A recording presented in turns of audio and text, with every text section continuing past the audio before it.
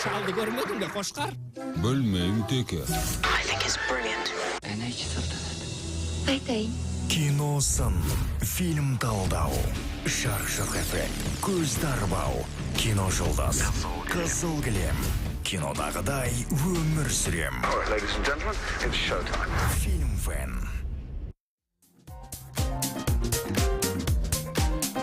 Ассалаумағалейкум, киносүйер ағайын. Армысыздар қадір артық тыңдаушы. Тікелей эфирде фильм фэн. Бағдарлама тізгінінде менің әріптесім бауырым Нұртас Нұрғали. Және де Жадыра Жұмакүлбай. Бүгінгі хабарымыздың қадірлі мейманымен де таныс бола отырыңыздар. Кинотанушы апайымыз Назира Рахманқызы. Ұмытып қалғансың ба? Өзіңіз ойлап қалдыңыз ғой. Эфирдің үстінде. Күнде сөйлесіп жүрген апайымыз. Ондай болады. Құрметті радио тыңдаушы, біз тікелей эфирдеміз. Сұрақ қойып, біздің аудио сұрақтарымызға жауап беріп, режиссер Ернар Нұрғалиевтің «Жаным, ты не поверишь», яғни «Жаным, маған сенбейсің» фильміне билет ұтып алам десеңіздер, хабарласыңыздар. Байланыс нөміріміз 75-72-75, елорда коды 8717-2, хабарласыңыздар. Дәл қазір бізді Қазақ радиосының толқынынан тыңдап қана қоймай, YouTube пен Facebook желісіндегі қазақ радиоларының арнасынан көруге де мүмкіндіктеріңіз бар. Бізбен бірге болыңыздар. Дәл қазір кезекті біз бірінші аудио сұраққа ұсынамыз. Тас түскен жерін ауралды яр. Мынау қаралаттар ал шек сенің өз шығының. Сен ғой. Ал құрметті радио тыңдаушы, тікелей эфирде фильм фэн. Бүгін бізде қонақта кинотанушы Назира Рахманқызы. Енді біз қазақ киносы туралы, қазақ киносының қазіргі хал жағдайы туралы керемет бір сұхбат құрамыз деген ойдамыз. Енді қазақ радиосының дауысын сәл қаттырақ қойып, бізді мұқият тыңдаңыздар. Қызықты ақпаратты жібере алмаңыздар. Енді сіз осы өзіңізге бірінші алғашқы сұрақты бастайық. Бүгінгі қазақ киносы туралы өзіңіз айта кетсеңіз. Өте жақсы. Шынында да қазіргі әлеуметтік қауымды жалпы халық үшін экран өте маңызды ғой. Шынында да қазір енді осындай әңгімелер көбірек жүріп жатыр. Бүгінгі ұрпақ оқығаннан гөрі көру ұрпағы дейді, жалпы экранның ұрпағы ғой. Сондықтан ауық шығып тұратын фильмдерді біз өте мұқият қарап отырамыз. Халықпен бірге барып, кинотеатрға барып, бірге көріп, жалпы сол халықтың сол фильмдерге деген қарым-қатынасын былай бақылауға үлкен мүмкіндік бар. Биыл мынау соңғы кездері, соңғы бір 3-4 жылдағы қазақ киносының бұның алдындағы жылдардағы қазақ киносынан бір үлкен айырмашылығы бар. Оны өздеріңіз де байқап жүрсіздер. Жылына түсірілетін фильмдердің саны көбейді. Бұл енді бұрын жалғыз ғана елімізде киностудия болды. Бұл қазақ фильм киностудиясының өнімдерімен ғана танысатын. Енді жыл өткен сайын жеке студиялардың өнімдері қазақ фильмнің өнімдерімен бірге көрерменге ұсынылып жүр. Бұл әрине өте жақсы. Себебі бәсеке бар жерде сапа бар. Біріншіден бәсеке, екіншіден мынау бір сөз бар ғой, бәріне белгілі, сан көп болған сайын сапа да пайда бола бастайды. Өйткені мына коммерциялық кино деп ең алғашқы кезде жылдары пайда болған кезде өздеріңізде мына кеше ғана болған секілді, бұның өзі де тарихқа айналып бара жатыр. Алғашқы кездері мына жеке студияларда түсірілген фильмдерге кішкене бір басқаша көзбен қарап, сондай бір кезеңдер болды ғой, өте қатты сыналған кездер болды. Әсіресе кәсіби мамандар. Кәсіби мамандар жағын әрине бәрімізге. Сіз қазір қалай қарайсыз? Енді мен соған келе жатырмын. Мынау менің бір байқап отырғаным, жыл өткен сайын осы мына коммерциялық фильмдердің өздерінде сапасы өзгеріп келе жатыр. Басында айтады ғой, мынау әркімнің таласы бар, өлеңге деген бір сөзіміз бар ғой. Сол секілді қолына камерасын алып енді шығып фильм түсірмеген адам қалмады ғой. Енді кезінде бұл қазірде айтылып жатыр, актер де, артист те, әнші де бәрі режиссер болып кетті деп. Бірақ Сол өте көп фильмдердің ішінде мына соңғы жылдары коммерциялық кинода да жақсы туындылар пайда бола бастады. Оның бір себебін айта кетейін. Осыдан бірнеше жыл бұрын Қазақстан тәуелсіз кинематографистер қауымдастығы ұйымдастырылған болатын. Ол жерде журналистер бар, киносыншылар бар. Сол тәуелсіз осы қауымдастық мынау жанрлық кино соның ішінде коммерциялық фильмдерді де қарастыратын еді. Оны өздеріңіз егер хабардар боларсыздар, алдыңғы жылы, оның алдыңғы жылдары осы авторлық фильмдермен қатар осы мынау халыққа ұсынылған эфирге шыққан жақсы деген коммерциялық фильмдерде жүлделі орындарға ие болып жатты. Бұның өзі де өте көп нәрсені аңғартса керек. Өйткені енді бүгінгі осы мына соңғы кездердегі коммерциялық фильмдерге мен байқап жүрмін, әсіресе соның белгілі өкілдері бар. Нұртас Атамбай, қазір Нұрлан Қоянбаев деді, Баян Есентаеваның фильмдері. Солардың ішінде бүгінгі біздің бәрімізге таныс өзекті, өте өткір деген әлеуметтік тақырыптарды, әлеуметтік мәселелерді, кейіпкерлерді алып шығып жүр біздің бүгінгі коммерциялық фильмдеріміз. Сізге қатты әсер еткені қайсысы? Бұл биыл енді шынын айтайық, мысалы маған Әйнектер деген бір фильм шын айтқанда ұнады. Зеркало деп айтады. Бұл Рашид Сүлейменовтың фильмі. Ол фильм өкінішке қарай прокатқа шыққанымен шын айтқанда өте көп ұзақ жүре қоймады ғой деймін. Және барлық кинотеатрда ол көрсетіле қоймады. Шынында да ол өздеріңізге белгілі осы кеше ғана өткен қайғылы оқиға. Бұл Денис Теннің жағдайын, соның былайша айтқанда сол жігітімізді сондай жағдайға түсірген, бұл өмірден алып кеткен оқиғаның бір прототипі деп айтамыз ба, сол кейіпкерлер. Бүгінгі сондай бір жақсы фильм болып шықты деп ойлаймын. Сонан кейін тағы бірден айтқым келіп отыр. Бұл мынау бүгінгі біздің әртүрлі студияларда түсіріліп жатқан фильмдердің көп болуының тағы бір артықшылығы бар. Ең алдымен біздің көрерменді өзінің киносына алып келді.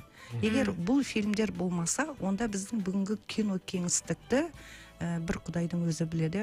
Қазірдің өзінде де әрине америкалық фильмдер, басқа да фильмдер өте көп қой, бірақ дегенмен де әр 2 аптада болса да, айына бір болса да, әрине бұл енді аз қой әрине. Дегенмен де біздің өзіміздің режиссерлардың түсіріп шыққан фильмдерінің көбіректеу шыққаны да бір артықшылығы осы да. Дұрыс айттыңыз, апай. Кино кеңістік деп. Біздің кино кеңістікті былайша айтқанда коммерциялық болсын, авторлық болсын, ұлттық кино. Қазақтардың өздері түсіріп жатқан фильммен толтырып жатырмыз. Кино әртүрлі болу керек. Авторлық кино да керек. Бізге жанрлық кино да керек. Бізге мынау біздің мемлекетіміздің мемлекеттік бір мүддені қорғайтын фильмдер де керек. Бізге жаңағыдай коммерциялық фильмдер дейміз ғой. Бізге олар да керек. Өйткені біздің бәріміз осы бір мемлекетте тұрып жатқан адамдарымыз. Бәріміз, ал енді әрі қарай қай фильмді кім қалай көреді? Біреу артхаусты жақсы көру мүмкін, біреу таймеристі жақсы көру мүмкін, біреу жаңағыдай коммерциялық, біреу экшнді да көру мүмкін, тарихи фильмдерді көру мүмкін. Дегенмен де бұның бәрі мынау жаңа өзіңіз өте жақсы айтып өттіңіз, фильмдердің өте көп болуы бұл бәсекелестікті тудырады. Бұл өте жақсы. Бәсекелестік жоқ жерде сапа болмайды. Самарқаулық басым болады ғой. Самарқаулық басым болады. Апа, енді сіздің мәселеңіз келіп, дәл бүгін қайнап тұрған, бүгінгі осы аптадағы дейікші, 27 ақпанда басталды, 6 наурызға дейін жалғасайын деп жатқан, Қазақстанда тұңғыш рет деп айтсақ болады, ұлттық киноны қолдау орталығының қолдауымен, бастамасымен YouTube'да, тікелей эфирде, жалпы кино әлеміне қатысы бар сарапшылардың қатысуымен тұңғыш рет питчинг өтіп жатыр, бұған дейін өткен бұл орталық, бірақ мынау тікелей эфирдегісі бірінші рет. Сіз өзіңіз кинотанушы маман ретінде соны күнде 5-6 сағат бойы үзбей қарап бақылап отырмын деп айттыңыз, сіз секілді сіз енді Алматыға бармадыңыз, күнде қатыса алмадыңыз, бірақ сіздің пікіріңіз сол жерде есепке алына ма? Жоқ, өйткені енді әрине тек мен ғана емес, осы салада жүрген маман, кез келген осы әлемнің кез келген бұрышында кез келген адам бұл осынша бүгін 5-ші күн болып жатыр ғой деймін. Осы питчингті кез келген уақытта YouTube каналынан ашып қарай алады. Мен шынымды айтайын ба, бұл бір шынында да өте үлкен жаңалық. Мына біздің бүгінгі қазақ киносындағы, кино өндірісіндегі бұндай жобалардың қорғалуының ашық көрсетілуі, ашықтығы бұл бірінші рет болып жатыр шынында да. Бұрын әрине мынау қазақ фильмде көркемдік кеңес деген болған. Ол тек көркемдік кеңестің мүшелерінің ғана қолынан өтетін, сол кісілердің көзқарасымен ғана іріктелетін жобалар еді. Ал енді мынау бүкіл халыққа ашықтан ашық көрсетілуі, мен шынымды айтайын, бұл маған өте ұнады. Себебі енді кішкене ғана мен мынау тарихи жағына бір көз тастап өткім келеді. Бұның алғашқы нышандары 90-шы жылдардың ортасында болды. Мынау Совет үкіметі тарағаннан кейін мынау бүкіл өнер, әсіресе соның ішінде кино өнері, бұл өйткені кино өнері деген бұл техникамен тікелей байланысты өте үлкен қаржыны талап ететін, қаржыға тікелей тәуелді өнер ғой енді. Сол кезде мынау кино өнерін қалай сақтап қалу, мына кино өндірісін қалай сақтап қалудың жолын сол кездің өзінде біздің кинематографистер өте көп іздестірді жолын. Сол кезде мына қазақ фильмді екіге бөлді. Біреуін кинофабрика деді, біреуін ұлттық продюсерлік орталық деді. Яғни қазақ фильм бір жағынан продюсерлік орталық болды, бір жағынан кинофабрика болды деп. Бірақ бұл өкінішке қарай ол кезде бұл тәжірибе ұзаққа созылмады. Бұл да бір сол қазақ фильмінің тәжірибе ретінде бір тарихта қалды деп айтау. Енді бүгін қарасаңыз жаңағы мына орталықтың мен үшін маған бір өте бір жүрегіме жақын болып тұрғаны, біріншіден өзі бұл орталықтың дүниеге келуінің өзі, осылай жұмыс істеуінің өзі, мына тарихи тұрғыдан, логикалық тұрғыдан өзі осылай болу заңды еді. Себебі жаңа ғана айтып кеттік, қазақ фильмнен бөлек басқа да жеке студиялардың фильмдері өте көп. Және соның бәріне бір бас көз болатын дүние келіп болды дейсіз ғой. Тіпті байқасаңыздар, сол жеке студияларда жұмыс істеген режиссерлар, мысалы Ахан Сатаев алдында ол өзінің жеке студиясында түсірді, одан кейін оны қазақ фильм шақырып жаңағы студиямен бірге фильмдер түсірді. Сондықтан бұл орталық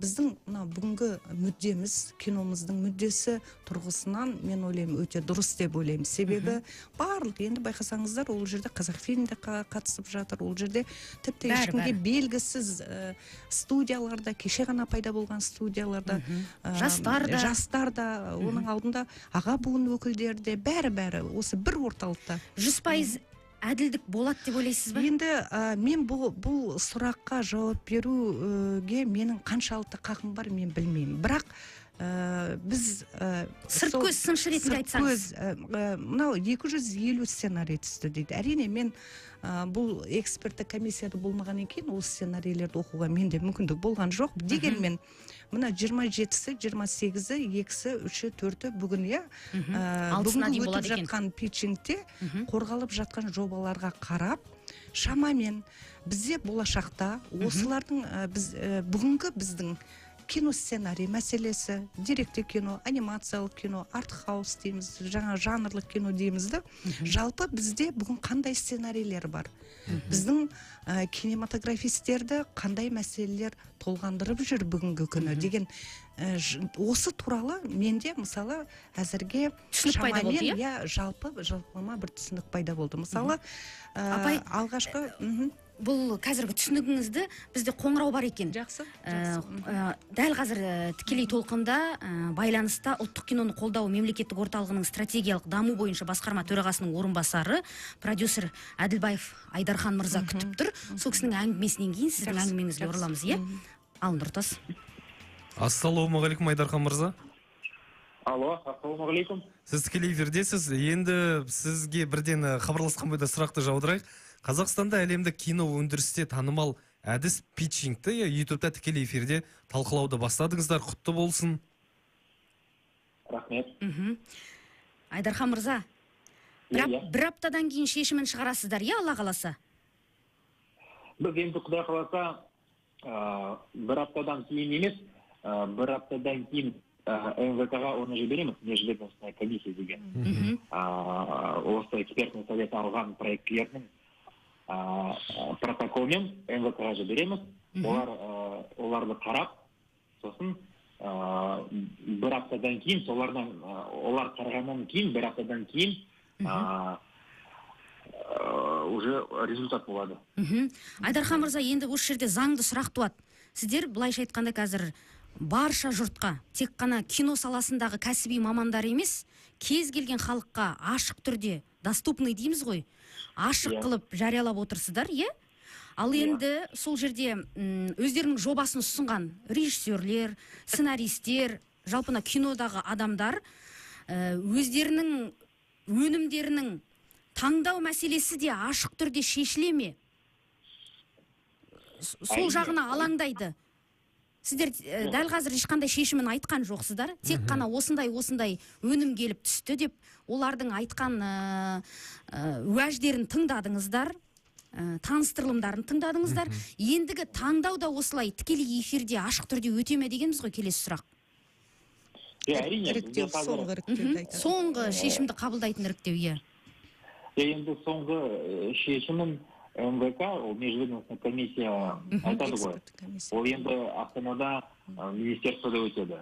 Ол жерде тікелей эфир болмайды, демек? Тікелей эфир болмайды, оның ішінде депутаттар бар, әртүрлі министерствоның өкілдері болады, министерство, біздің мәдениет министрлігі, қаржы министрлігі, сыртқы істер министрлігі болады. Солардың адамдары жиналып, осы экспертный советтің іріктеуден алынған проектлер, олар қайтадан қарап, уже алынған проектлерден өздерінің шешімдерін айтады. Жақсы, биыл енді сіздерге қанша жоба келіп түсті, қаншасын таңдайсыздар? Биыл бізге 200-ден астам жобалар түсті. Олардың ішінде толық метражды көркем фильмдерде, деректі фильмдер, артхаус, авторский фильмдер, анимациялық фильмдер, қысқа метражды, сосын дебютный фильмдерде түсті. Егер былтырға қарағанда, былтыр 109 жоба болса, биыл 250 жоба түсті. Екі еседен де көп. Екі есе көп, аха. Жақсы, енді бұл тек 2020 жылға ғой, келесі жылы тағы да осылай питчинг өтіп, ұсыныстарды қабылдап дегендей. Әрине, күзге қарай тағы бір питчинг болады, ол 2021 жылға іріктеу жүргізіледі. 2021 жылға таңдау осы 2020 жылдың күзінде өтеді. Жақсы. Ендігі бір заңды сұрақ туады, жалпына ұлттық киноның қолдау орталығының ашылғанына да бір күмәнмен қараған адамдар бар ғой әлі күнге дейін. Иә? Орталықтың негізгі атқаратын қызметі мен мақсатын айтып өтіресіз осы жерде? Күмәнданып жүрген адамдардың назарына. Біріншіден, біздің орталықтың қызметінің негізгі бағыттары, ол біріншіден фильмдерді қаржыландыру. Осы питчинг өткізіп, сол питчингтен өткен фильмдерді қаржыландыру мәселесі біріншіден. Екіншіден, инвестицияларды тарту және ұлттық комиссияны құру. Ко-продакшнды дамыту, былайша айтқанда? Ко-продакшнды дамыту, иә. Біз осы өткен Берлин кинофестивалінде бізді халықаралық кинокомиссияға қабылдады. Ол өте үлкен жеңіс мен деп ойлаймын. Үшіншіден, біз фильмдерді дистрибьюциясы. Біз енді Қазақстанда фильмнің дистрибьюциясы Меломан және Супак компаниялар бар. Екі компания бар. Құдай қаласа, осы біздің орталықта Қазақстан фильмдерді дистрибуциясын жұмыстарын жүргізу үшін өзімізде осындай орталықты ашамыз біздің киноцентрде. Айдархан мырза, соңғы сұрақ болсын бүгінгі тікелей эфирде сізге. Иә, сарапшылар құрамында сіздерде режиссерлер, кинотанушылар, продюсерлер, актерлер отыр, дистрибьюторлар да бар деп айтып еді бір сұхбатында президенттеріңіз Гүлнар ханым. Енді осы дистрибьюторлардың таңдауға қатысуының қажеті бар ма деген сұрақ туады. Қалай? Дистрибьюторлардың таңдауға күнделікті қатысуы. таңдау жасап жатырсыздар ғой тікелей эфирде. Әрине. Солардың ішінде дистрибьютордың өкілдері бар ма? Дистрибьюция, әрине бізде. Олар қаншалықты керек деген ғой. Одан қарағанда кинотанушылар көбірек отыру керек пе деген сұрақ туады. Дистрибьюторлар олар да керек. Жоқ, енді дистрибьютор болу керек, өйткені олар осы фильмнің прокатын бағалайды ғой. Сол тұрғыдан қарағанда ғана, иә? Сол, иә, олар. Ал неше кинотанушы отыр ол жерде? Бізде Олег Борецкийді байқап қалдық. Ол кісі енді орыс тілді. Қазақ тілділерден? Салтанат Дүнгибаева бар, редактор. Бекболат Шекеров, Қазақфильм киностудиясының бас редактор болған. Солар? Жалпы бұл құрамды жыл сайын өзгертіп отырасыздар ғой, бұл қатып қалған құрам емес қой, иә? Ойымызда бар, жыл сайын осы құрамды өзгертіп, жыл сайын жаңа адамдарды кіргізіп, сосын мынақта біздің жас мамандар бар ғой, Нұрлан Қоянбаев секілді, Нұртас Адамбаев, Қанағат Мұстафин, соларды да қосып ойымызда бар. Жақсы, кәсібилік жағын ұмытып кетпеңіздер енді. Енді жұмыстарыңыз берекелі болсын. Айдархан мырза, сізге рахмет. Қосылғаныңызға, алдағы уақытта сізді студияға шақырамыз. Рахмет. Жақсы, иә, енді осындай игі бастамаларымыз тек қана жылдан жылға көбейіп, тек қана жақсы жаңалықтармен қуанта берсін дейміз елімізді. Дәл осы уақытта бізге хабарласқан, әңгіменің ретін бұзбай хабарласқан екінші қонағымызға кезекті сынайық. Бұл Алматыда өтіп жатқан печеньке бүгін ғана қатысып кино жобасын қорғаған киносценарист, режиссер Мұрат Есжан ағамыз байланыста. Қайырлы кеш, аға. Қайырлы кеш, ассалаумағалейкум. Уағалейкумассалам. Енді бірден заңды түрде сұрақ туады. Қорғауыңыз қалай өтті? Қай тілде қорғадыңыз? Қорғауым жақсы өтті. Қазақ тілінде әрине. Қандай керемет. Ұлттық киноларды қолдау орталы болғаннан кейін мемлекеттік тілде қорғау керек қой. Енді мен бастаған кезде сәл әзілдедім, бірақ көп адам түсінбеді. Мен дәстүрді бұзайын деп. Себебі бүкіл қорғаулардың көпшілігі енді орыс тілінде өтіп жатыр. Данияр Саламат қазақша қорғаған екен, одан кейінгі сіз болдыңыз ау деймін қазақша, иә? Менен толық көрмедім, бірақ мен сол Данияр ағамыздың қорғауын көрдім, өте тамаша қорғады. Смағұл ағамыз бар. Смағұл ағаны көрдім, иә. Енді негізгі сұрақтар, қандай сұрақтар қойылды? Енді негізгі сұрақта жаңағы сіздер айтып отқан Олег Борецкий қойды киносынша.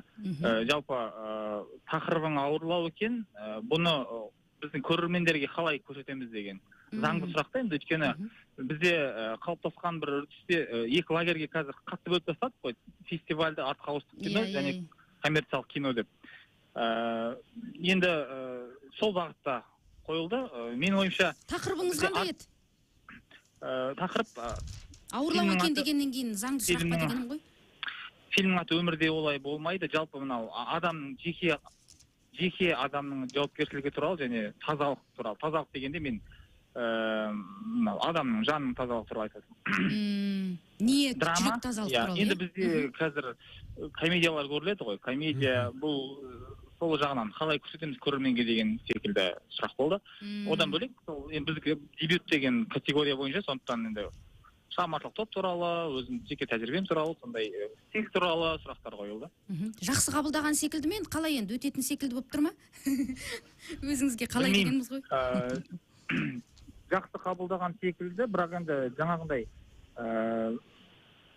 негізі енді мен қатысушы ретінде сын айтпау керекпін ғой, дегенмен де отырған комиссия мүшелері қаншақты түсінді деген сұрақ болды менде.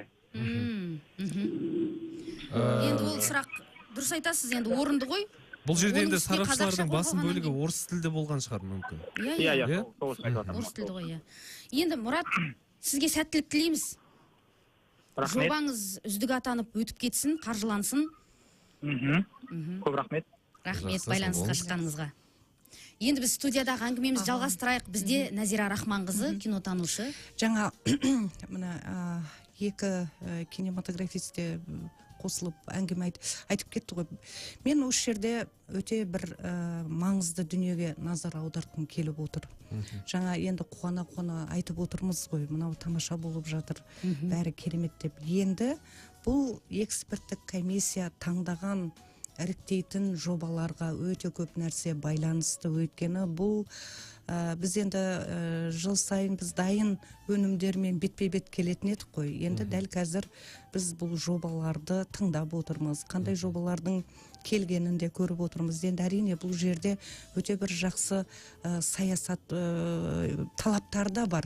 Кейбір фильмдерге мына коммерциялық тұрғыдан, яғни олар өздерінің оларға бөлінген қаржыны өтеу керек. Кейбір жобаларға бір 20% талап қойылып отыр. Кейбір жобалар енді әрине түсінікті бұл жерде эксперттік комиссияда әбден мойындалған кәсіби мамандар отыр. Бұның бәрін олар енді біледі. Әрине ол шын өнерді ешқашанда қаржымен өлшеуге болмайтын, олардың бәрі түсінеді. Бірақ дегенмен де бүгінгі күн талабы бойынша бұл енді қазіргі біздің бүкіл әлемдік тәжірибеде бар нәрсе, жүріп жатқан нәрсе бұл. Ал әрине енді мынау әсіресе осы мына бізге өте керек деген біздің қазіргі ұлттық киноны қолдау орталығы деп аталады. Әрине біздің мына ұлттық киноның бір мүддесіне өтейтін, соған бір қажетіне жарайтын шығармаларды назардан тыс қалдырмаса деген мен енді ойлаймын, сол маман ретінде, жалпы мына сырттай бақылап отырған адам ретіндегі енді біздің тілегіміз ғой. Енді әрине мен жаңа басында айтып отырмын, 27-сінен бастап мен өте мұқият көріп отырмын. Осы жерде мен жаңа ғана айтып кеттім, қай жерде бізде бір ұтып жатырмыз, қай жерде ұтылып жатырмыз секілді проблемалардың басы да көрініп қалады бұл сценарийлерден. Мен көбінесе қандай тақырыпта осы жерде мына деректі киноға қатысты айтқым келіп отыр. Өте жақсы жобалар бар. 25-ке жуық, мына 27-28 күн, 2 күн 25 жоба қорғалды.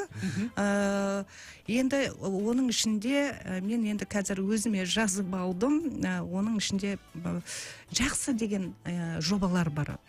Бірақ басым көпшілігі мына биографиялық жанрдағы фильмдер екен. Оның ішінде Елубай Өмірзақов, Иса Байзақов бар.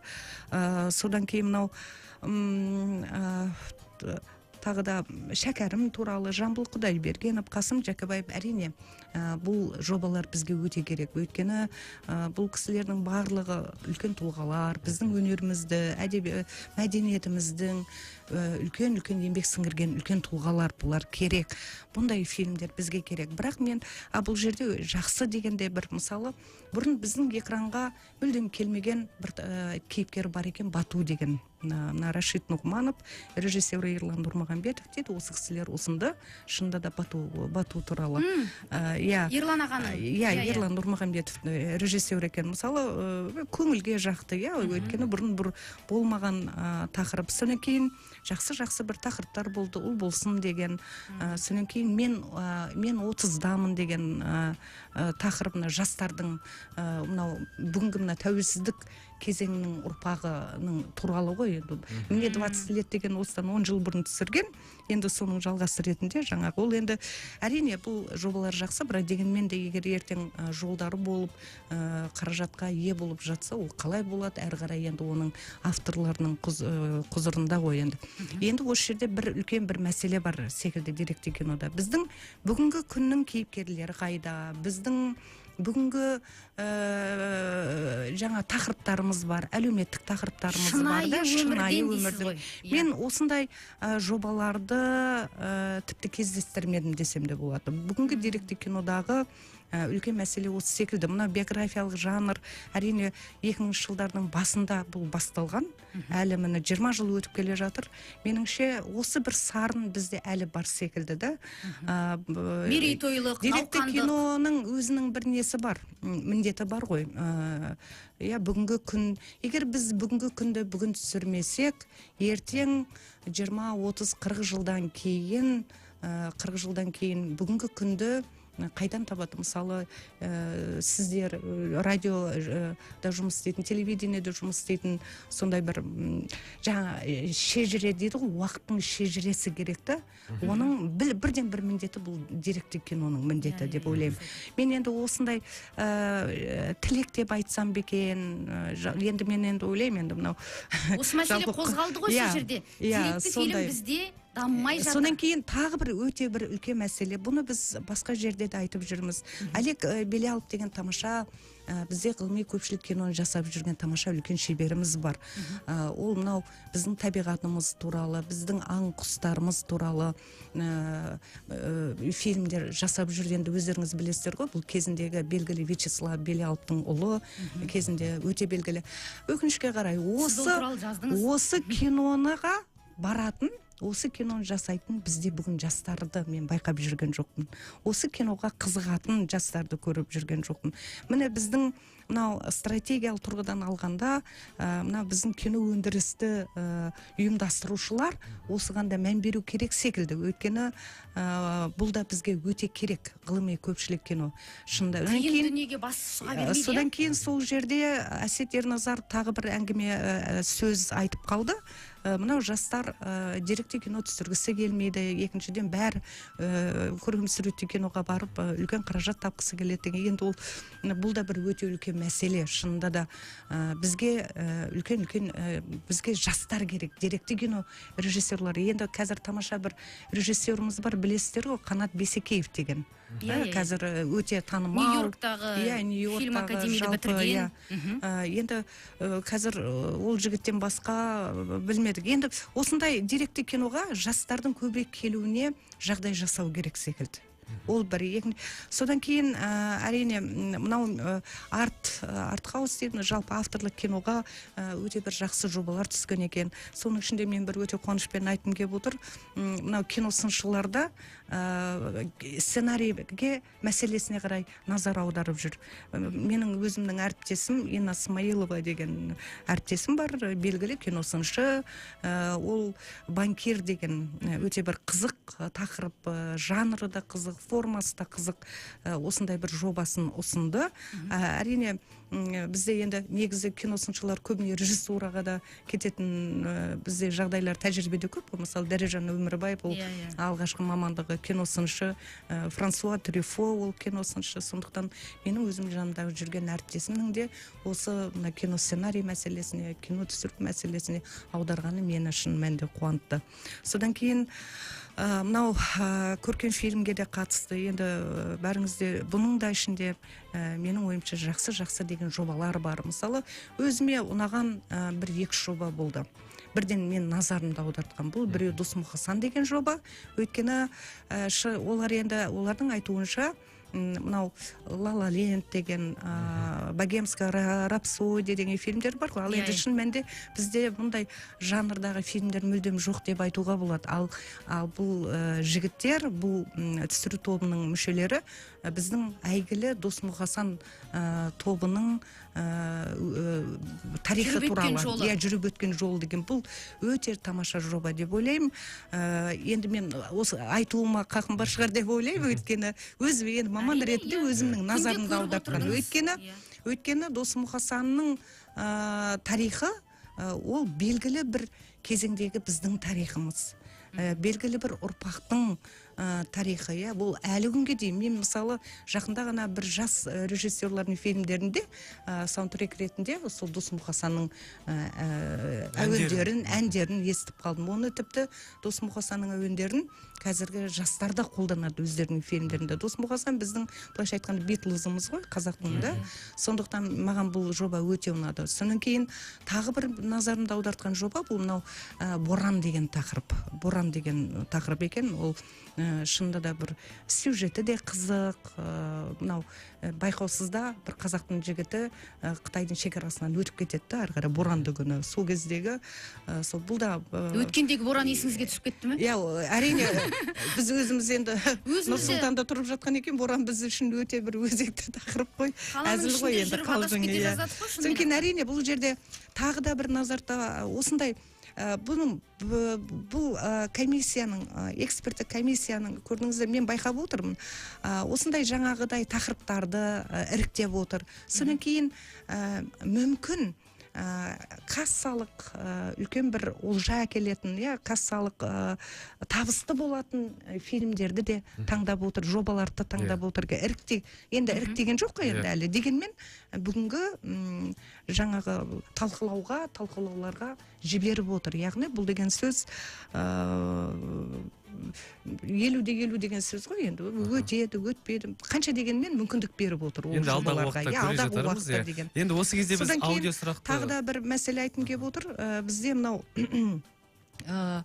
фильм фэнтези деген жанр енді өткенде ол да жоқтың қасы. Дегенмен бізде мысалы Әсия Сүлеева түсірді Жеңіс Семсері деген 2012 жылы. Содан кейін тағы да бір Таинственный лес деген бір фильм болды. Бірақ бұл жанрға бізде көп бара бермейді. Осы жағынан қарағанда мына город призрак деген бір Элия Гельманның жобасы келіп түскен екен. Дегенмен де осы мына жанрдың кішкене бізде енді әртүрлі жанрды да байқап көру керек қой, күшімізді. Тек бір жанрда. Әлеуметтік драмалар өте көп бұл жерде. Комедия да бар, музыкалық драма бар, содан кейін мына тарихи драма дейді, Ақбоз үй дейді. Содан кейін тағы да басқа. Дегенмен де осындай содан кейін тағы да бір анимациялы фильмдерде өте жақсы бір питчинг болды. Біз тыңдаушылардың назарына бағанағы сұрағымызды бір қоя кетсек. Жақсы. Таз түскен жерін ауралды яр. Мынау қаралаттар ал шек сенің өз шығының. Құрметті радио тыңдаушы, біздің байланыс нөміріміз 75-72-75, елорда коды 71-72. Егерде сұрақтың жауабын дәл тапсаңыз, бізге хабарласыңыз. Меломен Entertainment компаниясы ұсынған 2 бірдей киноға билетті ұсынамыз. Жаным, сен сенбейсің деген керемет қазақ фильмі шықты жақында. Отандық фильмге билет ұсынатын боламыз. Бүгіннен басталды ғой деп. Бүгіннен басталды. Апай біліп отыр міне. Өйткені сол Жандостың өзі кеше алдыңғы күнгі питчингке қатысты. Осы жобасымен байланысты. Мен содан біліп отырмын, бүгінгі күні басталатын. Апай, жаңағы әңгімеңіздің жалғасын былай жалғасақ. Өзіңізге ұнаған фильмдер туралы, жалпы жобалар туралы айтып отырсыз ғой. Біздің қоғамда дейікші, былай қатты айтатын, сынайтын кино сыншылар, тіпті кино танушылар азайып кетті. Сіз барсыз, тағы бір-екі адам ғана қалды. Енді былайша айтқанда көп қой негізі. Жыл сайын қаншама шәкірт шығарып жатырсыздар, қаншама шәкірт оқытып жатырсыз сіз әлі, неге бірақ солар бас көтеріп бір жерде сөйлемейді? Неге жазбайды? Жазса да шетелдің дүниелерін жазады. Өте жақсы сұрақ. Бізде жоқ емес бар. Мынау кино тану деген, жалпы өнер тану, театр тану ғылым ғой енді бұл. Сын ғылым. Бұл маман бір күнде келмейді. Жалпы бұл маман деген жылдап қалыптасады, жылдар бойы қалыптасады. Мен жаңа басында айтып отырмын ғой, сан бар жерде саба болады. Мысалы, бірден саңырақолақ секілді қаптап кетпесе де, біртіндеп пайда болып келе жатыр. Дана Әмірбекова деген біздің жас сыншымыз бар. Ержан Жұмабеков, қазіргі фестивальда. Камиля Ғабдрашидова деген өте жас сыншымыз бар. Ол осы өзімізде, Нұр-Сұлтан қаласындағы Қазақ ұлттық өнер университетінде өзіміздің шәкіртіміз, қазір жанымызда сабақ береді. Өте талантты қыз деп айта алар едім. Енді ол да, былайша айтқанда, жайлап шығып келе жатыр деген сөз. Демек бұл кино сыншылық, кино тану кинотанушылық уақытпен, жаспен келетін дүние деп айтасыз ба? Жоқ, ол олай деуге де болмайды. Ол талант ол жасқа қарамайды ғой. Ол талант деген іштегі нәрсе, ол жас па, орта жас па, кәрі ма, ол бәрібір дегенмен де шығады. Мен жаңа сіздің айтқан сұрағыңызға айтып отырмын да, мысалы Ресейде кинотану мектебіне бір ғасырдан асып кетті. Оларда қаншама мыңдаған киносыншылар бар. Әрине жылына 10, менің білуімше 10-15 мүмкін одан да көп шығар. Кітаптар шығып жатады. Бізде енді 25 жылдық тарихымыз бар. Біз қазір 25 жастағы жігіт пен қыздың жасындамыз. Бұл жас та емес, бұл жас кәрі де емес. Дегенмен де оң соңын байқап қалған жас қой. Сондықтан үміттеріңізді үзбеңіздер, әлі талай шығады. Мен енді осы жерде міне есіме түсірдіңіз, осы жерде өте бір жақсы есіме түсірдіңіз. Мен бір мәселені айтқым келіп отыр. Апай, сол мәселеге дейін тыңдаушыны қосып жіберсек, жақсы. Сұраққа жауап берсе бірден сізге. Жақсы. Қайырлы кеш, сіз тікелей эфирдесіз. Ассалаумағалейкум. Уағалейкумассалам. Сіз сұраққа жауап бересіз бе? Көгершінсіз ғой. Сұраққа көгершін, иә, көгершін. Бірден айта беріңіз. Үзбей тыңдаймын. Жақсы. Қандай жақсы? Тыңдарман. Жақсы тақырып қозғап отырсыз, саламатсыздар. Мен бір ауыз сөз қосып кетейінші осы жерде. Осы мен Алматыда тұрғандықтан бізде осы жақын арада Қазақфильм акционерлік қоғамы ұлттық кітапханада 3 документальный фильм ұсынды. Жаңағы ат туралы, сосын кейін преодоление барьера деп атады, Бану Рамазанованың документальный. Кедергілерді жеңу. Өте керемет екен. Иә, өте керемет екен, сондай жақсы әсер алдым. Одан кейін тағы бір документальный фильм болды. Бұл біздің атақты әншіміз, домбырашы Қуанышбек Қалибеков туралы кино болды. Документальный. Иә. Бірақ ол кісі енді ерте заманда өмір сүргендіктен ол кісі туралы материалдар аз болды ма, кішкене аша алмады, өзім солай ойладым. Бірақ мына Банудың Конкорд туралы. Ол кісі біздің хабарымызды бірінші хабардан бері тыңдап келе жатқан, кәдімгідей киноның бір жанкүйері. Сіз жалпы мамандығыңыз киноға қатысы бар ма? Мамандығым киноға қатысы жоқ, бірақ енді өзімнің ұлтымның киносы болған соң, әр қазақтың несі болған соң, өзім жаным ашып сондай. Сұрақтың жауабын айтасыз ба? Сұрағыңызға жауап берсем. Сұрақтың жауабын айтыңыз енді. Сұрақтың жауабы қателеспесем бұл Бекежан ғой? Иә. Сонымен фильм? Киноның аты? Қызжібек қой, Қызжібекпен төлеген. Сіз білмейтін сұрақтың жауабы болмады ғой бізге, енді бір қиындау сұрақтар дайындау керек болды. Енді біз екінші сұрақты қоямыз. Бұл енді тіпті оңай болып кетті ғой сізге, иә? Оңай болды, оңай болды. Ал енді айта беріңізші. Бұл кино, бұл Бибігүл апамыздың дауысы, жаңа Тақиялы періштедегі анасындағы үйде айтқан бір партиядан еді. Енді осы киноның режиссері кім еді? Енді бұл кісінің Шакен Айманов қой енді. Дәл таптыңыз. Бәрекелді, Көгершін. Әр хабар сайын сізде хабарласудан жалықпайсыз, біз де сізге билет беруден жалықпаймыз. Құтты болсын. Сіз секілді қазақтың әр көрермені, тыңдаушысы кинодан хабардар болсын. Енді біз студия қонағына қайта оралайық. Бір 2 минуттай уақытымыз қалды, сіз хабарыңыз. Мен енді бұны мүмкін болып жатса, жаңағыдай осындай бір сұхбатқа шақырылып жатса, мен осыны үнемі осы мәселені айтып өтемін. Мынау кино өндірісі деген өте дұрыс. Бізде жаңа басында айтып өтсім, биылдың өзінде 45-46 фильм, мүмкін одан да көп шығар, 1-2 фильмге түсті. Яғни бұл деген сөз бізде кино өндірісі жаман емес деген сөз.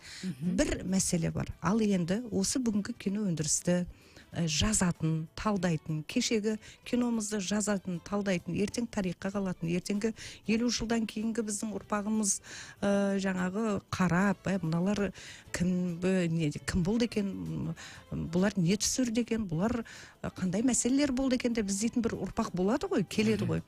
Сол ондай ұрпаққа біз кітаптар дайындауымыз керек. Біз журналдар жазуымыз керек. Мынау бізде бір үлкен мәселе бар. Кино өндірісін жақсы, әйтеуір әйтеуір бір несін шешімінде тауып жатырмыз. Мемлекет болып, мемлекеттің үлкен қолдауымен бұл бір мәселе, кино туралы әдебиет мәселесі. Біз осыны ұмытып бара жатырмыз. Мен енді оны кім жазу керек сіздіңше? Әрине біз мамандар, Сіздер енді жазып жатсыздар ма? Бірақ мен сізге айтайын, жалпы бізде бұл жағынан қордаланып қалған мәселе өте көп шын мәнінде. Осы жерде бізге мына кітапты шығару жағынан, әдебиеттерді шығару жағынан бізге қолдау керек. Енді мен арман ғой енді.